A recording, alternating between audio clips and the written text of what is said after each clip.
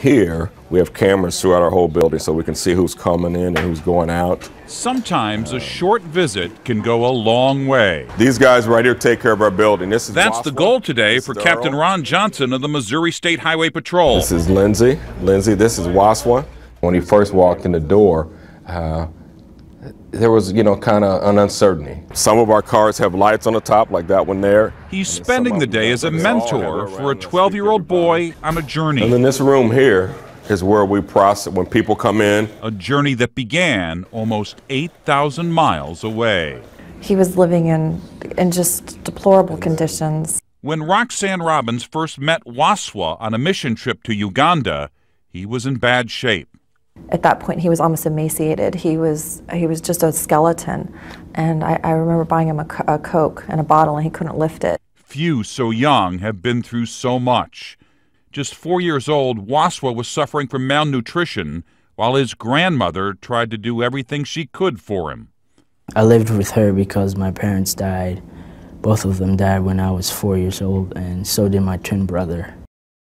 In time, though, he found a new home in Roxanne Robbins' heart. With his grandmother's blessing, she adopted him, and they moved to Florida, but make frequent trips back to Uganda. So my goal was to help him acclimate to the United States and be comfortable in both countries. And so we gradually gave him opportunities to learn. But these are all the individuals that have been the troop commander here in St. Louis. Part of that learning process, she says, is meeting good role models, which is why Waswa's mom reached out to Captain Johnson. To have a young man ask to want to come and shadow me and follow me around and learn from me was just so humbling. So you can have a seat in the front. And his plan was to make the most of it, one that would make most other kids jealous. And then I have lights in the back window. So if kids will wait an hour or more to get on a roller coaster, how long would they wait to take a ride in a patrol car? Would they put down a video game joystick, pick up a radar gun as part of a highway patrol speed operation? Pull yourself up. And what's better, sitting in front of your TV or sitting in the front seat of a police helicopter? All right, official. For Waswa, it was all a bit overwhelming. Right over. Especially since back in Uganda, he was afraid of the police. You have police officers all around carrying AK-47s. What do you hope he gets out of this day?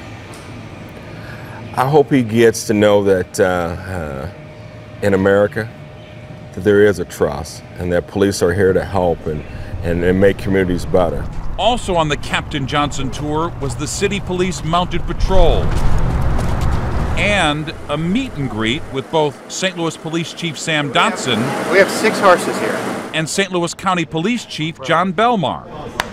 When we do stuff like this, those are those things that leave you with that positive feeling, and you really have to make time to do that because, frankly, it re-energizes me. Nice to meet you. Thanks for coming out. The visit only lasted one day, but it's likely to stay with Waswa much longer.